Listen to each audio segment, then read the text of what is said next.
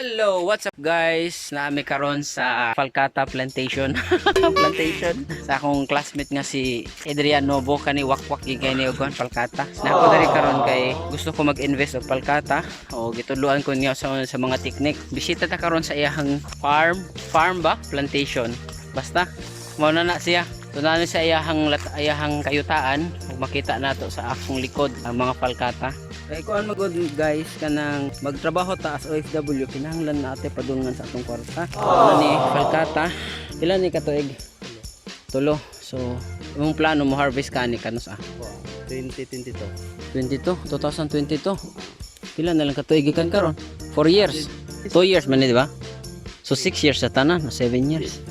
Kuan man siya, why limit, unlimited. Okay mo man yuta no. Oo.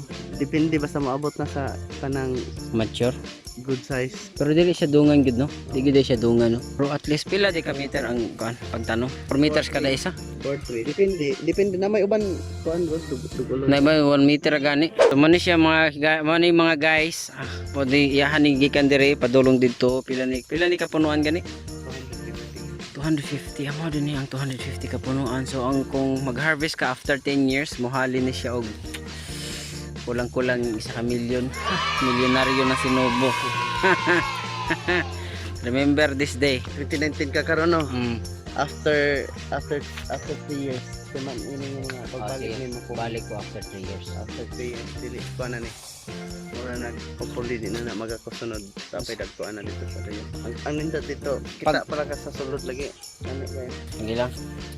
At least ano ko idea guys sa pagkuan. Kanina iya kong gipakita sa kanang duha ka options. It's either mupalit ka yuta tamnan nimo og Falcata or mupalit ka og Falcata nga nagtubo na. Buhat lang mo kasulatan gipakita ko niya sample nga kasulatan. At ako first time ko ani so tungan ta magtanom. So venture magkuan ta ni. Sa tawagan ni mag-venture out, no? Mao lang sa siguro ni taman og see you sa next nga video. Bye.